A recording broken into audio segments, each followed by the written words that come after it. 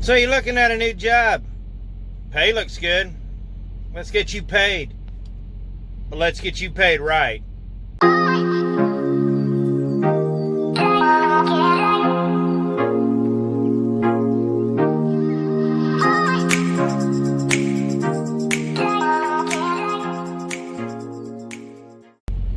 In this business, whether you're an owner-operator or a company driver, there are lots of different ways to get paid. We're going to talk about some of those, what's legal, what's not, what you should expect, and just kind of a general go around of it. I'm not a lawyer, and I'm not going to talk too much about the legality of things, but I'll guarantee you, the way a company wants to pay you is not going to benefit you. They're not paying you this way for your benefit.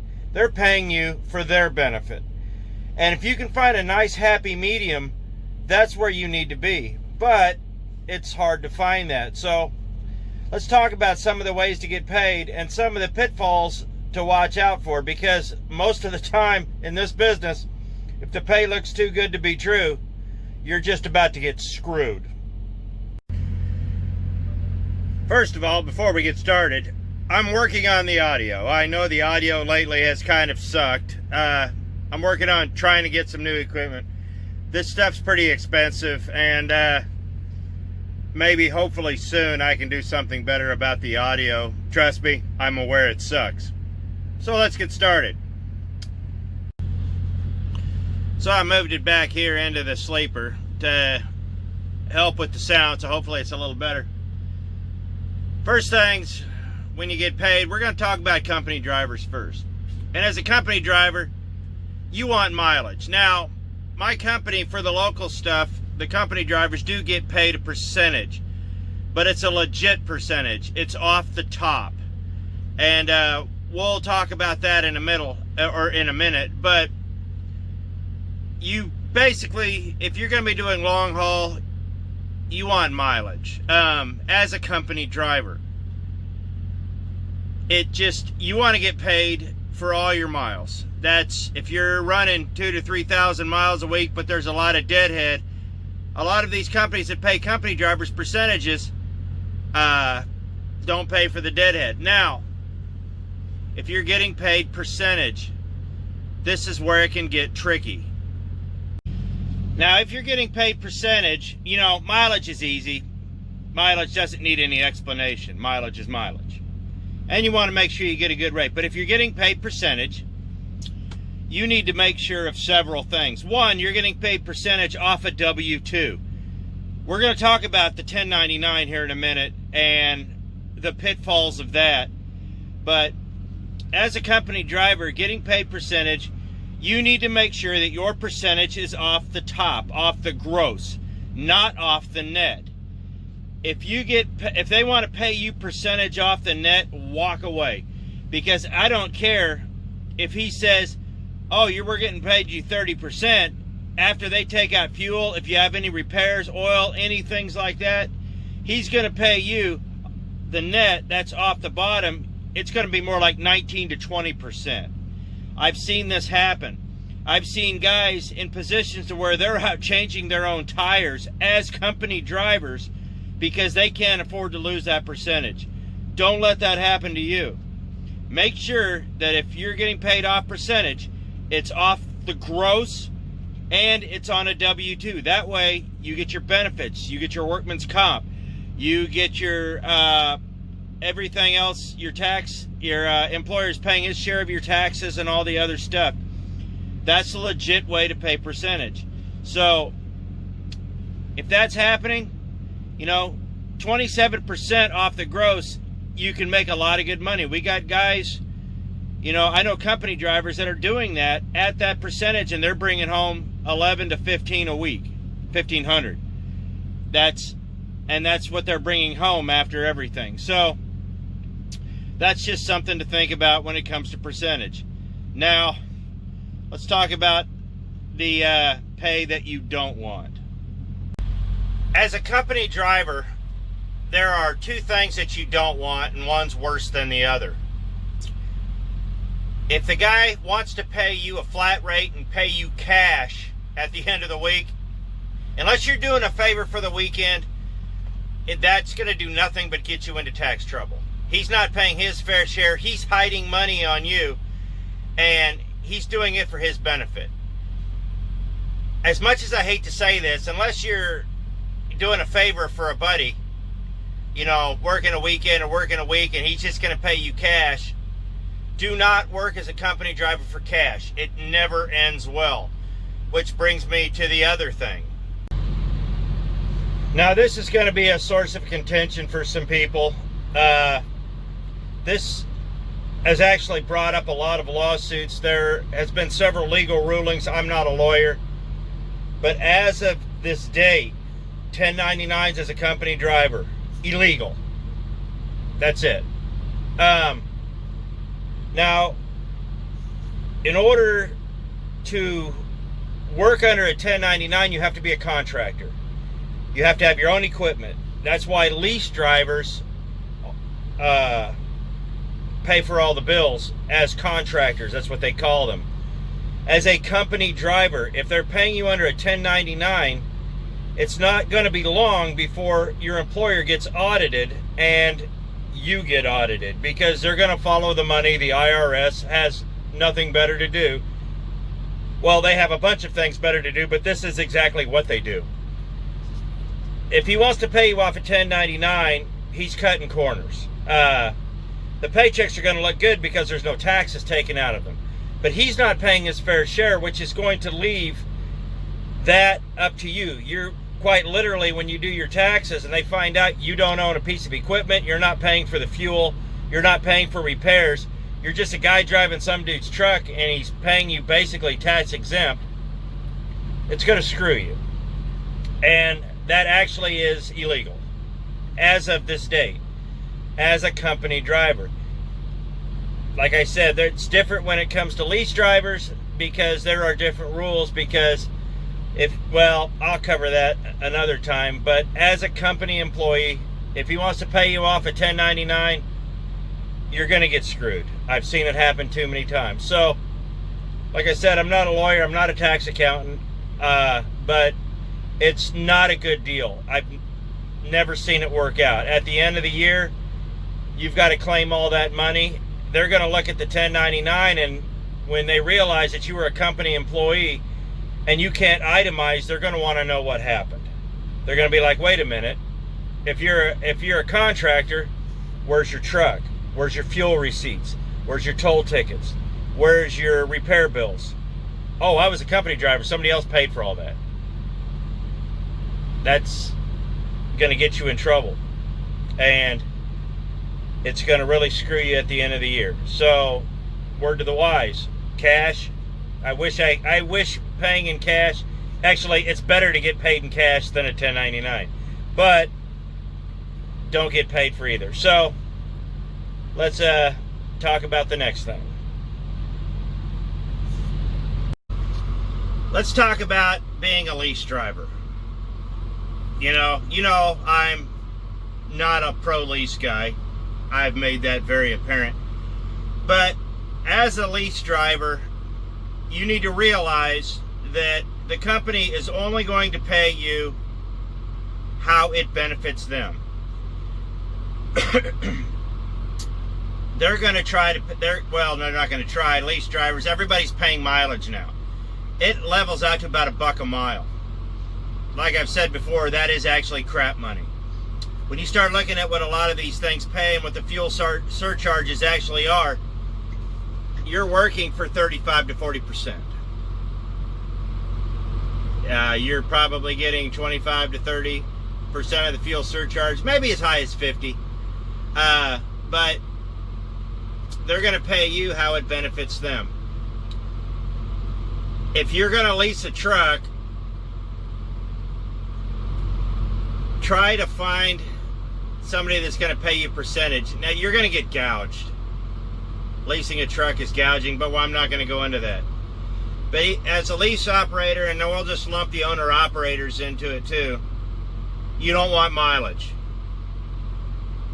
You know, we pay all mileage plus the national average for the fuel surcharge, and we pay all tolls. Well, there's usually a catch in all that. Oh, that was unauthorized mileage. You know, we paid you short miles, we paid you hub miles, we paid you blah blah, this miles, that miles. And mileage pay, the last company I was on mileage pay, seeing what the loads paid now, I was roughly working for some loads, I was working for 25%. I used to haul pharmaceuticals. I found out what those loads paid. I was getting paid 20 to 25% to haul those loads. Of meat, I was getting paid 50 to 60% tops to haul some of that meat. You're leaving money on the table. And if you're going to be in this business, it's tough. You have to know. You just got to find out. And as a lease driver, it's just all you're going to do is hurt yourself. But mileage, no matter if you're a lease or a owner operator, look, if you're getting paid mileage, last year I ran 109,000 miles. I averaged about $1.80 a mile, and that was just paid miles.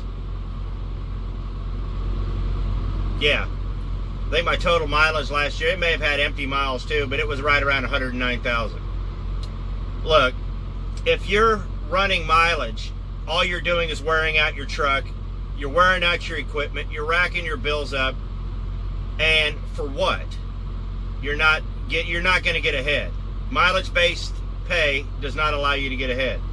So it's something to think about. Now, if that's all there is to offer, and they put guarantees in writing, go for it. But they better put it in writing, and you better hold their feet to the fire, because I'll tell you this, and what happened to me is if you hold their feet to the fire, like I did at my last job, I made them accountable. Guess where I don't work anymore? So they ran me out. And they ran me out because I made them stick by their word. So that's something to be mindful of. Now let's talk about percentage. We talked about percentage as a company driver. But percentage as an owner-operator, you're getting a higher percentage. And you're working off a 1099. So you're getting the full gross amount, you know, but you're paying all the bills. So you want a good percentage. 72 to 75 is good. I've noticed with a lot of these companies, the percentages have kind of started going down the last couple years. It sucks, but they have. The reason I like percentage is because all the numbers are there. If you work for a good company like I do, this is what the load pays, this is the percentage, this is the fuel surcharge, here's your load sheet, end of story. Okay, I like it, I'll take it. You know, it takes a lot of the guesswork out. And I like percentage because you get a higher rate. You get a much higher rate. You can, you know, I'm probably making, from what I was making at my last company working mileage, I have probably increased my revenue by, oh, well, at the end of the year, my net, what I paid taxes on that first year, I increased it by almost 300%. I was getting screwed. I was getting screwed. So, I'm not going to say your results may vary, but I'm a firm believer in percentage. I don't ever want to go work for mileage again. It may come a day where that may be the only option. But you want percentage, you want a good fuel surcharge. You want all of the fuel surcharge. If a company's going to start docking you a certain percentage and taking money out for the fuel surcharge, they are screwing you in other ways. Unfortunately, a lot of companies are starting to pay a percentage of the fuel surcharge. I don't know what's going on lately. It's just, I'm seeing a lot of things that shouldn't be happening. I have a friend of mine who was forced to sign a new contract, they said you either need to sign a new contract or you need to go find a new place to work. That was exactly what they told him. And he lost 2%. He lost 2% off his gross, and he lost a chunk out of his fuel surcharge.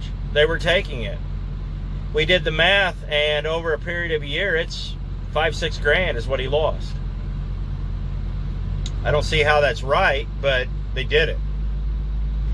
You know, so even with percentage, you need to shop around. You need to find who's going to do you right. Sometimes the highest percentage is the worst place to work. Sometimes you need to find some happy place right in the middle. This isn't rocket science, but you have to be diligent. The long and short is this. At the end of the day, you have to make a living. You can't make a living when your job is when your employer is cutting your throat. It's a balance. You've got to find a way to make it work, and you've got to find a path that works for you. What I'm doing right now is not going to work for everybody, and what other people are doing has not worked for me. I've got many examples of that. You have to find what works for you. I've sat here and told you what worked for me, told you what didn't work for me. There are exceptions to everything, but I want you to be out here and be successful. It's just the pay is a big deal. It's a really big deal, and I've seen too many well-meaning, eager young kids screwed and discouraged right out of this business because their employer gouged them. Their employer screwed them. The employer did some nasty business practices that put a really bad taste in their mouth. I don't want that to happen to anybody watching my videos. That's why I'm talking about all this stupid, obscure stuff. And you may agree with it, you may not. I am interested in your thoughts on the subject, because pay is a contentious subject. If a guy's not willing to pay what you're worth, you may have to go somewhere else. Now, if you really like your job and the pay's not what you work, but you're willing to put up with it because you like where you're at and you like what you're doing, there's nothing wrong with that. I have worked in one of my most favorite jobs I ever had. I made the least amount of money, and I stuck it out because I loved the people I worked with. The equipment was great. I loved what I did. But eventually I did have to leave because I couldn't make a living. And it was a sad day because years later, I still miss those guys. I still miss working for them. It was a good place to work. So, that being said, be diligent, do your homework, look at the reviews, and as you get out into this business and all this obscure stuff I start talking about makes sense, you're going to see what I mean, but you're going to find a path that works for you. I can't do that. I'm just trying to show you where some stepping stones are, and maybe you'll step on them, maybe you won't. Maybe you'll carve out your own path and be successful. And that's really what we all want. It's not about money out here. It's about being successful. And if you're successful in your job, eventually everything else will follow. So be good at it. I appreciate it. Thanks for watching. Please like, share, subscribe, all that other happy stuff YouTube says I ought to say. I appreciate it. Thanks for watching. Be profitable. See you next video.